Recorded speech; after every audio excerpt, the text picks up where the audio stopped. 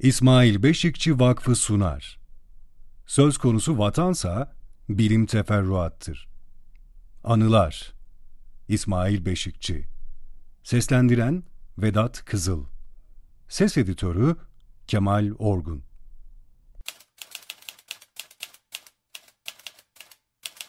Sekizinci Bölüm 2000'lerde Ankara'da bir ara. Laptop günlükleri 2 Mart 2004.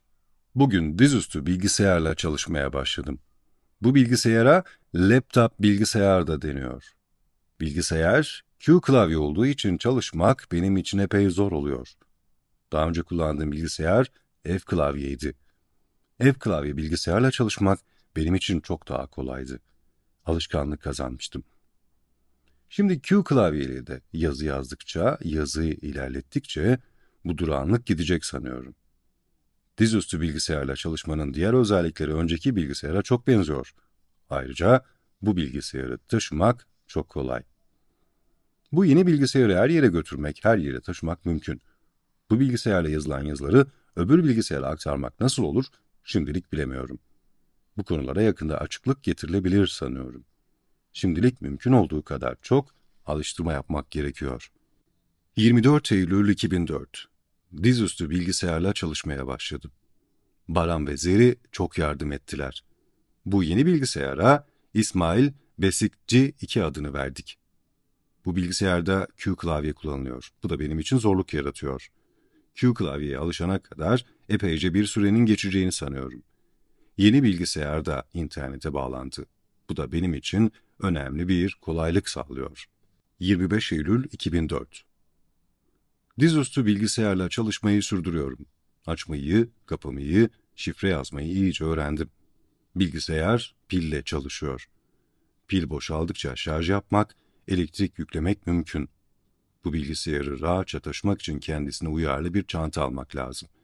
Yarın Sadullah Hoca ile birlikte hastaneye Serdar Hoca'yı ziyarete gideceğiz. Serdar Hoca numune hastanesinde yatıyor. 28 Eylül 2004. Dizüstü bilgisayarla çalışmalarım sürüyor. Q klavye ile ilgili olan zorluklar var. Bu zorlukları henüz aşamadım. Hızlı bir şekilde yazamıyorum. Yazı F klavye ile daha kolay oluyordu. Dizüstü bilgisayarı taşımak kolay. Portatif bir bilgisayar. Birkaç gündür evden iş yerine, iş yerinden eve bu bilgisayarla dolaşıyorum. Bilgisayar hafif, fazla bir yük oluşturmuyor. Bilgisayarın pilinin durumunu sık sık kontrol etmek gerekiyor. Yazarken pilin yavaş yavaş boşaldığını izlemek mümkün oluyor. Boşalan kısmı yeniden doldurmak gerekli oluyor. Dizüstü bilgisayar, kablo prize takılı olmadan 2 saat kadar çalışabiliyor. %100'e gelindiği zaman kablo prizden çıkarılmalı. Bugün bilgisayarla uzun uzun çalıştım. Bazı incelikleri gerçekleştirebilmek için bol bol egzersiz yaptım. Yazılan metnin başından sonuna gelmek veya sonundan başına gelmek bu incelikler arasında yer alıyor. Bunun yanında metin seçmek, seçilen metni boyamak, bazı satırların ve bazı kelimelerin altını çizmek konularında da egzersizler yaptım. Bu egzersizler çok yararlı oldu.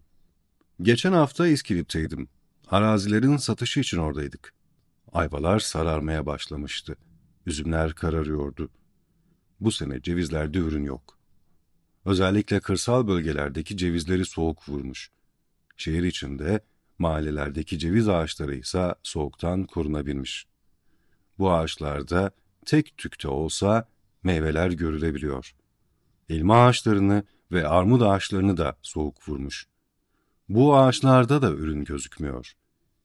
İskilip'in sonbaharı da başlamış.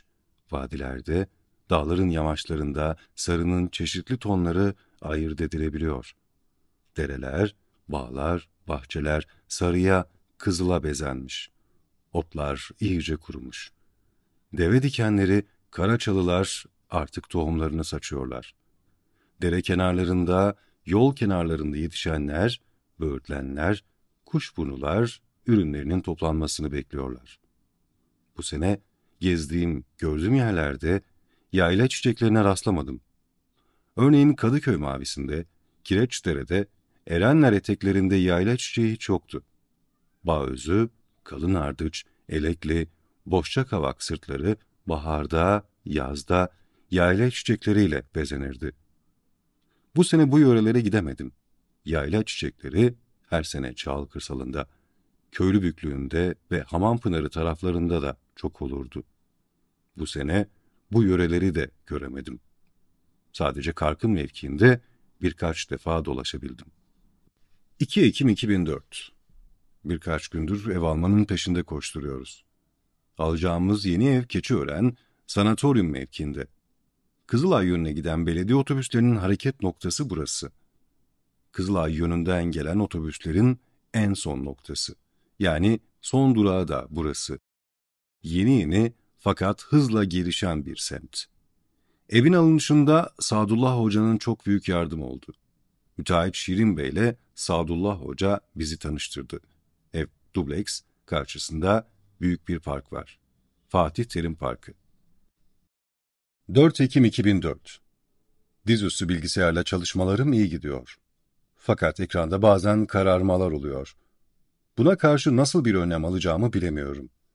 Bir defasında yazıya uzun süre ara verdiğim için ekran kararmıştı. O zaman bilgisayarı yeniden çalıştırmıştım. Yani çalıştırmak için başlama düğmesini kullanmıştım. Başka bir seferde ise çalışma esnasında belki yazıya ara verdikten 1-2 dakika sonra ekran karardı. Ama o zaman yeşil ışık da gözüküyordu. Yani bilgisayar henüz tam olarak kapanmamıştı. Yeşil ışık yandığı için başlangıç düğmesini kullanmak da işe yaramadı. Düğmelerle oynarken bilgisayar tümden kapandı. O zaman başlangıç düğmesini kullanarak bilgisayarı yeniden açtım. Bunun dışında ciddi bir problemle karşılaşmadım. Q klavyeye alışmak biraz zaman alacak. İnternete bağlanmak da kolay oluyor. Yalnız bağlantı hızlı bir şekilde gerçekleşmiyor. Bunun da yolunu yordamını henüz öğrenemedim. Dizüstü bilgisayar kullanan arkadaşlarla konuşmak gerekiyor. Onların tecrübeleri aydınlatıcı olabilir. Örneğin Baran, Attila, Zeri bu konularda daha tecrübeliler. Dizüstü bilgisayarla çalışırken şarj durumunu izlemek önemli bir konu. Bu izlemeyi ihmal etmemek gerekiyor. Şarj %100'e ulaştığı zaman kabloyu fişten çıkarmak gerekiyor. Bu durumda kablo fişte uzun süre kalmamalı. İnternete bağlanırken ve internetten çıkarken de dikkatli olmalı. Bu durumlar için epeyce egzersiz yapmak gerekli. Bazı düğmelerin ne işe yaradığını henüz öğrenemedim. Bunlar için de bilen bir arkadaşla çalışmak önemli. Dizüstü bilgisayarı emniyetli bir şekilde korumak ve bir yerden bir yere emniyetli bir şekilde taşımak için bir çanta aldım. Çantaya kabloları yerleştirmek de mümkün oluyor. O zaman çanta biraz ağırca oluyor. Böylece bazen 2 çanta taşımış oluyorum. 6 Ekim 2004. Bilgisayarla ilgili olarak birkaç arkadaşla konuştum. Ekranda kararmalar olmaması gerektiğini söylüyorlar.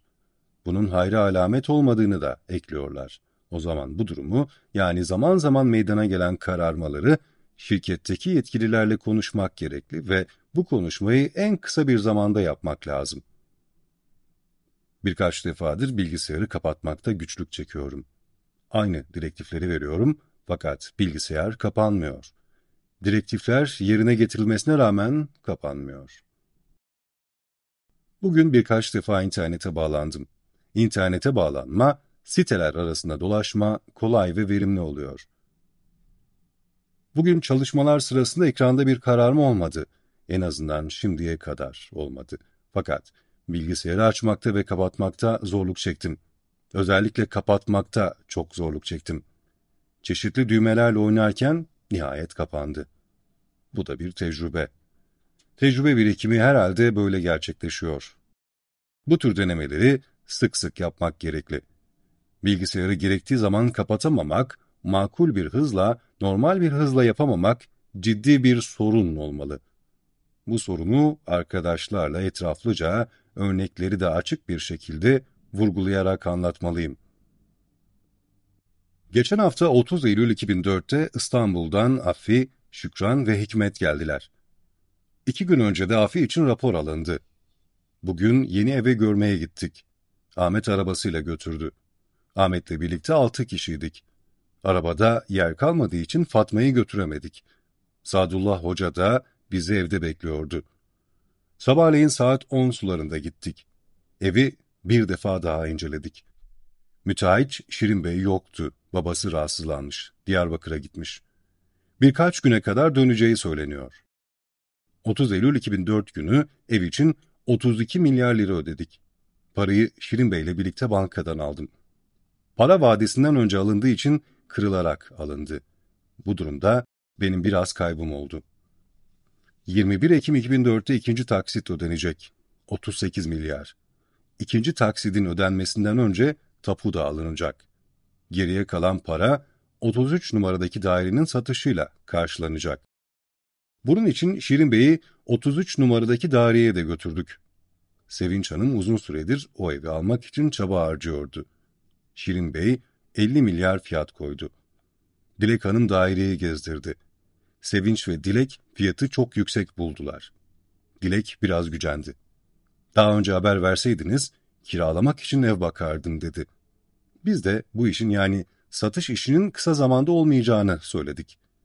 Evi ikisinden birisinin almasının iyi olacağını anlatmaya çalıştık.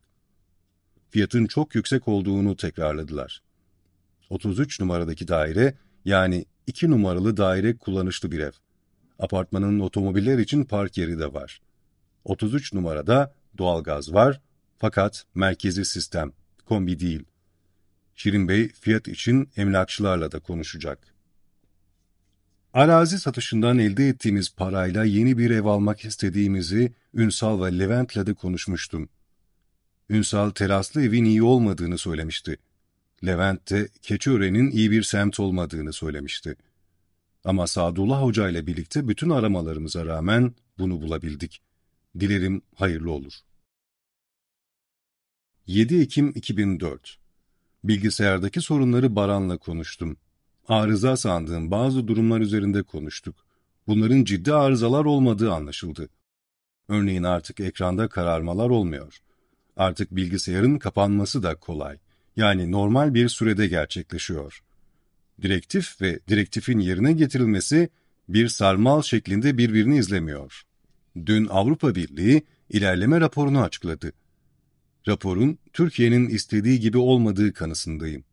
Açık uçlu gibi bir tabirin olması, müzakerelerin askıya alınabileceğinin vurgulanması, müzakereler için bir başlangıç tarihi verilmemesi, ilerleme raporunun oy birliğiyle kabul edilmemesi, Kürtlerin bir azınlık olarak belirtilmesi, bunun gibi Alevilerin de bir azınlık olarak anılması, Türkiye'nin hiç istemediği, hiç karşılaşmak istemediği durumlardır.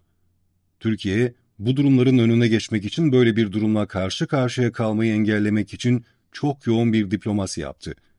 Başbakan Recep Tayyip Erdoğan, Başbakan Yardımcısı ve Dışişleri Bakanı Abdullah Gül bu diplomasiyi bizzat yürüttü. İlerleme raporunun açıklanacağı günlerde her ikisi de Brüksel'deydi. Çeşitli kurumlarla, çeşitli devlet ve hükümet yetkilileriyle görüşmeler yaptılar. Türkiye'nin isteklerini ısrarla vurguladılar. Yukarıda kısaca açıklanan durumların önüne geçmek için çok yoğun çaba harcandı ama bunun için başarılı olamadıkları anlaşılıyor. Kürtlerin yürüttüğü diplomasinin dikkate değer olduğu da görülüyor. Bugün e-mail gönderme konusunda denemeler gerçekleştirdik. E-mail alma ve gönderme konusunda birkaç defa daha deneme yaptık. Yayın evindeki bilgisayarda birçok belge var. Bu belgelerin dizüstü bilgisayara da aktarılmasında fayda var. En azından bazı belgeler aktarılabilir. Alevilerdeki kafa karışıklığı, Ziya Gökalp üzerine başlıklı dosyalar yeni bilgisayara da aktarılmalı. Birkaç gün içinde bu işi yapsam çok iyi olacak. Bu arada Ziya Gökalp üzerine 2 başlıklı yazıyı da hazırlamam gerekecek. Bu yazıyı da kısa zamanda hazırlamakta yarar var. Bugün şunu da belirtmem gerekli. Q klavye ile çalışmada biraz hızlandım. Birkaç gün sonra biraz daha hızlanmak mümkün olabilir. 8 Ekim 2004 Dizüstü bilgisayarla evde çalışıyorum. Bilgisayarı açmak biraz vakit alıyor. Yayın evindeki bilgisayarsa çok daha hızlı bir şekilde açılıyordu. Bugün internete bağlanma konusunda birkaç deneme yaptım. Denemeler başarılı oldu. Fakat belgelerimi açma, kapama konusunda bazı sorunlar yaşandı. Belgelerime tıkladığımda dosya kolayca açılmıyor. Açıldıktan sonra da kolayca, örneğin bir tıklamayla kapanmıyor. İlerleme raporu ile ilgili tartışmalar sürüyor. Dışişleri Bakanı Abdullah Gül, azınlık hakları ile ilgili istemlerin rapordan çıkarıldığını söylüyor. Gazeteciler, köşe yazarları ve yorumcularsa, Kürtlerle ilgili bu tür istemlerin raporda ilgili yerlerde durduğunu söylüyorlar. Bazıları ise ifadelerin yumuşatıldığından söz ediyor. Gelecek hafta İskilip'e gitmek istiyorum. Sadullah Hoca'yı da götürmek niyetindeyim. 1-2 gün kalır döneriz. Kütüphaneyi göstermek istiyorum. 12 Ekim 2004. Bilgisayar eski denemelere nazaran daha kolay bir şekilde açıldı. Yalnız açılış hızlı olmuyor. Yayın evindeki bilgisayar daha hızlı bir şekilde açılıyordu. 14 Ekim 2004. Bilgisayarı açmak sorun oluyor. Bilgisayarı hızlı bir şekilde açamıyorum. Yurt Kitap Yayın'daki bilgisayarda bu çok kolay oluyordu. 18 Ekim 2004. Bilgisayarı bugün de çok zor açabildim. Belgelerime bir türlü ulaşamıyorum. Bu çok zaman alıyor. Bilgisayarı kolaylıkla açmanın, belgelerime kolaylıkla ulaşmanın rahat, hızlı bir yolu olmalı. Baran'la bunu konuşmalıyım. 19 Ekim 2004. Bilgisayarı açmak, belgelerime ulaşmak düne nazaran biraz daha rahat ve hızlı oldu. 25 Ekim 2004. Bilgisayarı açtım. Belgelerime ulaşmakta yine güçlük çektim. Belgelerime hızlı bir şekilde ulaşamıyorum. Bu ulaşım epey zaman alıyor. İnternete girmek, sitelerde gezinmek kanımca daha kolay oluyor. Bugün çeşitli sitelerde dolaştım. Verimli bir çalışma oldu.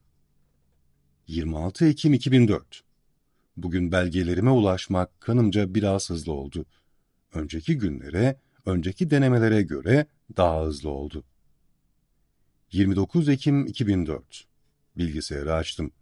Belgelerime ulaşmak yine zaman aldı. Çeşitli internet sitelerinde dolaştım. Bugün sitelere girip çıkmakta da sorunlarla karşılaştım. Yarın İskilip'e gitmeyi düşünüyorum. Sadullah Hoca da benimle beraber gelecek. Pazar akşamı döneriz. Muhittin ağabeyim ev yaptırıyor.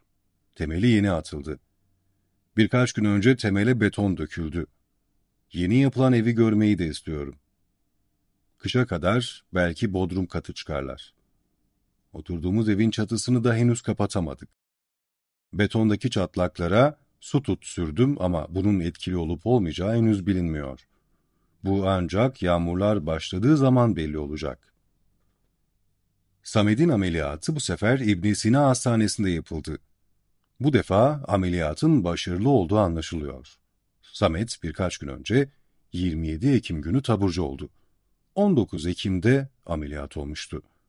O günlerde Leman'ın hastalığıyla ilgili olarak da İbn Sina Hastanesi'ne gidip geliyorduk. Kan verme, sonuçları alma vesaire Leman'ın tedavisi 28 Ekim günü sona erdi. Doktorlar tedavinin başarılı olduğunu söylüyor. Selim Bey 6 ay sonra kontrol için gelin dedi. TESEV'e internet aracılığıyla kitap ısmarlamıştım. Henüz gelmedi. Baskın Oran'ın Azınlıklar kitabı. Başlat düğmesine basıldığı zaman belgelerime daha kolay ulaşılıyor. Başlat düğmesine bir defa tıklatmak yetiyor. Başlat çok yararlı bir düğme. Bu düğmeyi kullanarak belgelerime daha kolay ve hızlı bir şekilde ulaşabiliyorum. 30 Ekim 2004. Başlat komutuyla belgelerime ulaşılması daha kolay ve hızlı. 7 Kasım 2004. Bilgisayarı açmakta, belgelerime ulaşmakta yine zorluk çektim. Bilgisayar komutları yerine getirmiyor. Örneğin başlat düğmesine basıldığı halde bu kesimde hiçbir görüntü meydana gelmiyor. Dizüstü bilgisayara alışamadım. Verimli bir çalışma yapamıyorum. 8 Kasım 2004. Bilgisayarı İnçel'e getirdim. Bilgisayarın durumunu Baran'a da anlattım. Baran epeyce ilgilendi. Bilgisayarın çalışmasında belirli bir hızlanma sağlandı. Artık kanımca örneğin belgelerime daha hızlı, daha kolay bir şekilde ulaşılabiliyor. 23 Kasım 2004. Bilgisayarla çalışmalarımı biraz hızlandırdım. E-mail göndermeyi de öğrendim. E-mail gönderme konusunda epeyce alıştırma yaptım. Bilgisayar bazen çok yavaş çalışıyor. Birkaç akşam önce internete bağlandıktan sonra MyNet'i çıkaramadım. O akşam e-mail gönderemedim. MyNet'i açabilmek için çok çalıştım. Açtıktan sonra ise bu sefer yaz bölümüne ulaşamadım. Sunucu bulunamadı uyarısı çok sık görülüyor. Bu koşullarda internete bağlanılmamış oluyor. Bağlanma gerçekleşmeden öbür işlemlerin yapılması da mümkün değil. Komutları yerinde ve zamanında verdiğim zaman bilgisayarla çalışmalarım çok verimli oluyor. Fakat bazen bilmeyerek yanlış bir düğmeye basıyorum. Böyle bir koşulda işlemi ilerletmeye çalıştığım zaman çok büyük sorunlarla karşılaşıyorum. Ama insan yanlış bir düğmeye bastığını her zaman fark edemiyor. 10 Aralık 2004 Birleşmiş Milletler İnsan Hakları Günü 11 Aralık 2004 Kürt arkadaşların Avrupa gazetelerinde yayınladıkları ilan, devlet ve hükümet çevrelerinde, basında, medyada ve kamuoyunda büyük tartışmalara neden oldu. Hükümet üyeleri ilanı verenlere çok büyük tepki gösteriyor. Başbakan, başbakan yardımcısı, Dışişleri Bakanı'nın tepki gösterenler arasında olduğu görülüyor. Köşe yazarları da tepki gösteriyor. 23 Aralık 2004 Bilgisayarla çalışmalar epey ilerledi. İnternete bağlanmak, sitelerde dolaşmak daha kolay. 27 Aralık 2004 Bilgisayarda çok verimsiz bir çalışma yaptım. İnternete bağlandım ama MyNet'i açamadım. 4 Ocak 2005 Bilgisayarla çalışmalarım hala verimli değil. Hızlı yazamıyorum. 12 Ocak 2005 Bilgisayarla yaptığım çalışmalar daha iyi. 15 Ocak 2005 2 gündür bilgisayarla çok verimli çalışmalar yapıyorum. Artık belgelerime ulaşmak da kolay oluyor. İnternete bağlanmak, MyNet'e ulaşmak, bazı arkadaşlara, kişilere e-mail göndermek de mümkün oluyor. Bütün bu işlemlerde epey tecrübe kazandım. Dün bilgisayarla ilgili bazı soruları sormak için İnçel'e gitmiştim. Baran henüz gelmemişti. Sercan'a sordum. Kolayca halletti. Gençler teknolojiyle daha yoğun ilgileniyor. Q klavyede yazmakta da epey hızlandım. Zamanla bu hız daha da artacak. 20 Ocak 2005 Bugün bilgisayarla çok verimsiz bir çalışma yaptım. Başlangıçta yanlış bir düğmeye basmış olmam veya bilgisayarın bir isteğine olumlu cevap vermemem böyle bir sonuç doğurdu sanıyorum. İnternete girdim ama bir türlü çıkamadım. Bilgisayarı kapatamadım. 29 Ocak 2005 Bilgisayar artık daha hızlı.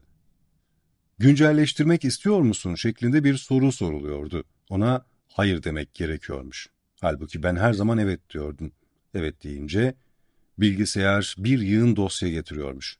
Bu da hantallaşmasına, ağır çalışmasına neden oluyormuş. Ali düzeltti. Artık bilgisayar böyle bir soru sormuyor. Artık açılış, kapanış daha hızlı oluyor. Belgelerime daha hızlı bir şekilde ulaşıyorum. İnternete bağlanmak da kolay oluyor. Siteler arası dolaşmak da kolay oluyor. Bilgisayarı 3 gün önce yayın evine götürmüştüm. Ali'nin ilgilenmesi iyi oldu. Q klavyede biraz hızlandığımı söyleyebilirim. Bilgisayar tekniklerinin öğrenilmesinde Baran'ın ve Ali'nin yol göstermeleri çok yararlı oldu. 3 Şubat 2005 Bilgisayarla çalışmalarım çok iyi, çok verimli. Belgelerime ulaşmak, internete girmek çok rahat. Bilgisayarı açmak, kapamak normalleşti. Yeteri kadar hızlandı.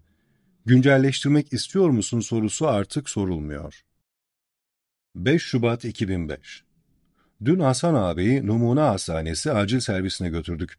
Ahmet, Fatma ve Burak vardı. Şekeri yükselmiş, ayağı yere basamıyordu. Gece hastanede kaldık. Ben sabahleyin saat 7'ye doğru eve döndüm. Bilgisayarla çalışmalarım verimli. 6 Şubat 2005 Emre, Samet, Elif bizi ziyarete geldiler. Kadir, Zeynep, Şekure yengem de vardı. 8 Şubat 2005 Bilgisayarla çalışmalarım çok iyi, çok verimli. Birkaç gün önce Kadirgil gelmişti. Emre televizyonun kumandasıyla oynamış. Kanallar kaybolmuş. O akşam Roj TV'yi, Kürdistan TV'yi izleyemedim. Ertesi akşam kanalları tekrar bulmak için İhsan arkadaş 2 saat kadar çalıştı. Şimdi artık Kürtsat ve NTV'de izlenebiliyor. Onlar bir süreden beri kaybolmuştu. 10 Şubat 2005. Bilgisayarla çalışmalarım çok verimli. E-mail göndermek ve gelen e-mailleri açmak, kaydetmek işinde de ustalaştım. Bugün Kayder'e bir e-mail attım. 11 Şubat 2005. Bilgisayarla çalışmalarım verimli. Ümit'e e-mail attım Kayder'e ulaştırması için. Dün Kayder'e e-mail atmıştım. Bugün de telefon edip alıp almadıklarını sordum. Telefondaki arkadaş sağlıklı cevap veremedi. Seni arar, bildiririm dedi, aramadı, bildirmedi. 4 saat kadar sonra yine aradım. Arkadaş şöyle dedi. Bir arkadaşı gönderdim bakacak, sonucu sana bildiririm. Arkadaş yine aramadı. Sonunda Ümit'i aradım. Ümit, Mithat'a ulaştıracak, e-mailin ulaşıp ulaşmadığını yarın sabah bildirecek. Zira cep telefonuyla aradığımda evde değildi. 15 Şubat 2005. Bilgisayarla çalışmalar çok olumlu. İnternette sahte hesaplar. 2010'larda benim adıma birçok sahte hesabın açıldığını fark ettim. Bu hesaplarda İsmail Beşikçi'nin bazı düşünceleri daha agresif, daha ajitatif bir şekilde dile getiriliyordu. Böyle Facebook, Twitter hesapları vardı. Benim kendi adıma sosyal medya hesabım yok. Buna rağmen bu sahte hesaplarda İsmail Beşikçi her gün açıklamalar yapıyordu. İBB olarak bu sahte hesapları engellemek için çok çalıştık. Bu konuda Cumhuriyet savcılıklarına da başvurduk. Ama bu sahte hesapları engelleyemedik. 26 Aralık 2017 günü öğleden sonra ben evde yokken polisler eve baskın yapmış. Aramalar sonunda bilgisayarı alıp gitmişler. Ertesi sabah benim emniyete gitmem gerektiğini söylemişler. Ertesi sabah avukat Levent Kanat önce savcılığı aradı. Savcılık, Beşikçi önce emniyete gidecek, sonra buraya gelirsiniz demiş. Fatin Kanat beni avukat Levent Kanat'la birlikte Ankara Emniyeti'nin Eskişehir yolu üzerindeki yeni binasına götürdü. İfade sırasında soruşturmanın bu sahte hesaplardan yapılan açıklamalarla ilgili olduğunu anladık. İfade sırasında sosyal medya hesabım olmadığına ilişkin açıklamalar yapıldı. Emniyetten sonra Gazi Hastanesi'nden rapor alındı. Oradan polis beni savcılığa götürdü.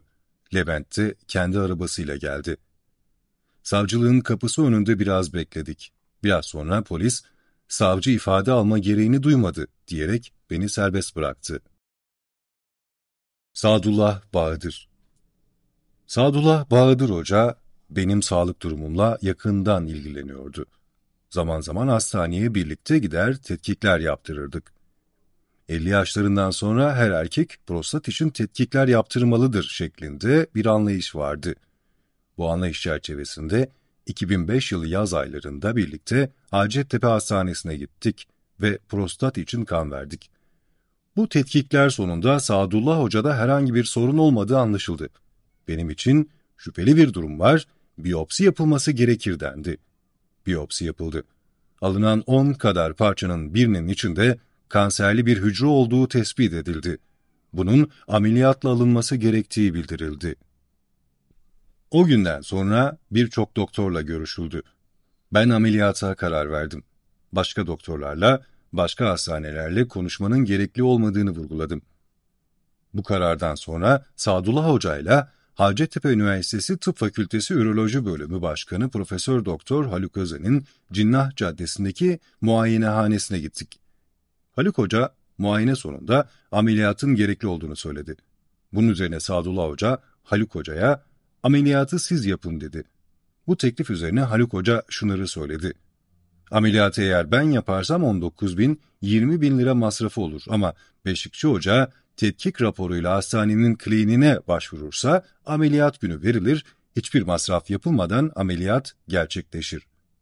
Haluk Hoca şunları da söyledi.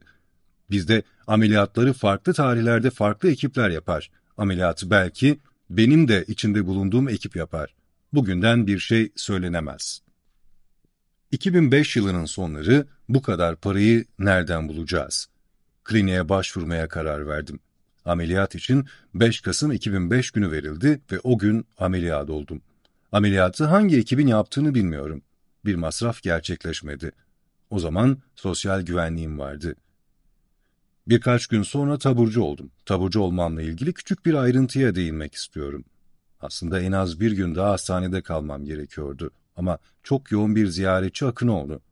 Ameliyattan sonra beni 2 yataklı bir odaya almışlardı ama 2. yatak boştu. Herhangi bir hasta yoktu. Öğleyin gelen ziyaretçiler çok kalabalıktı. 2. gün yine öyleydi. Ziyarete gelen arkadaşların bir kısmı benim yatağın ucuna oturuyor, bir kısmı da boş yatağın üstüne oturuyordu. Ortada ayakta olanlar da vardı. Ameliyattan sonra beni izlemek için gelen doktorlar veya pansuman için gelen hemşireler odaya girmekte güçlük çekiyorlardı. Bazı arkadaşlar da ben ameliyat dolayısıyla acı yaşarken ve dinlenmem gerekirken sanki kahvehanedeymişiz gibi "İsmail Hoca, son olaylar hakkında ne düşünüyorsun?" gibi anlamsız sorular soruyorlardı. Kanımca doktorlar bu kalabalık ziyaretçi grubu hoşlarına gitmediği için beni erken taburcu ettiler. Ondan sonra kontroller başladı.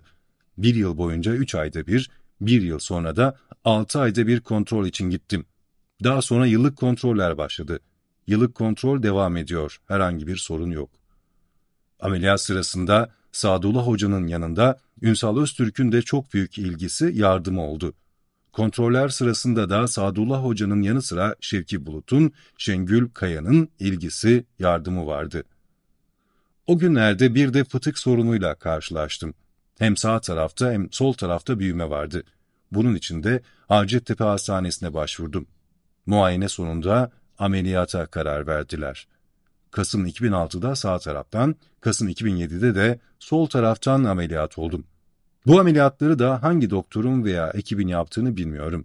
Bu ameliyatlar sırasında Doktor Sabahattin Çelik'in çok yardımı olmuştu.